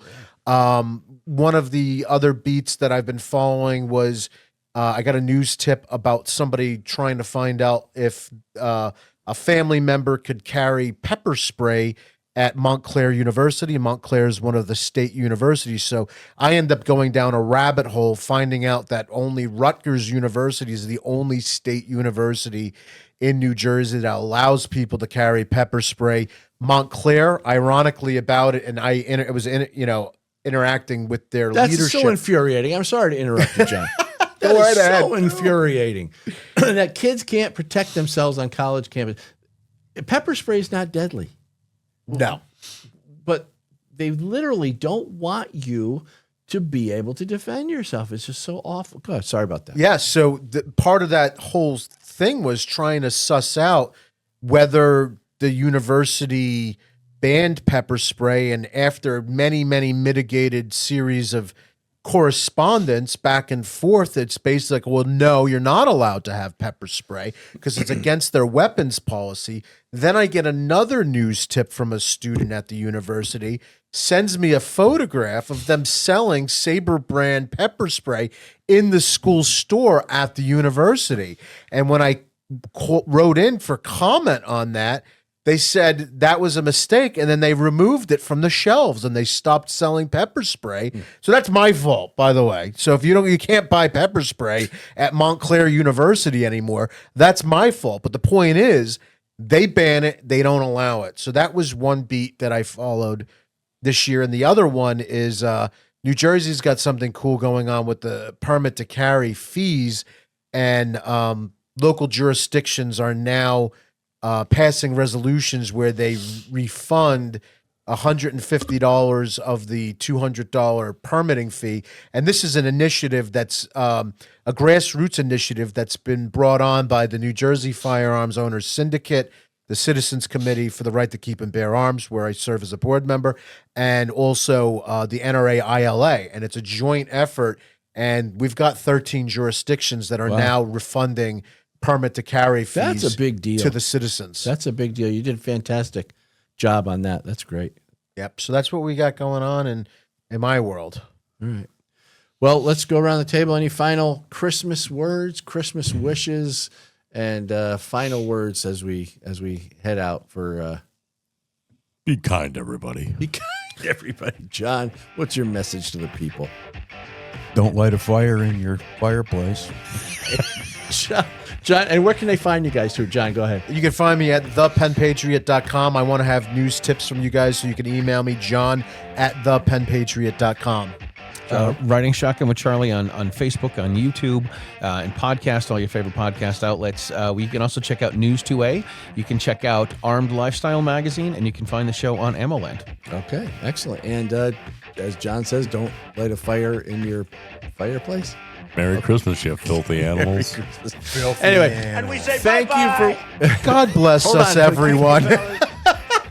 thank you so much for watching the Loaded Mic on Rumble, YouTube, wherever you're watching us. Also checking us out on all our podcast apps. You can also find the Loaded Mic on the Spreely Network at Spreely.com. And my name is Dan Wass, and remember, the Second Amendment is not a privilege; it's your right.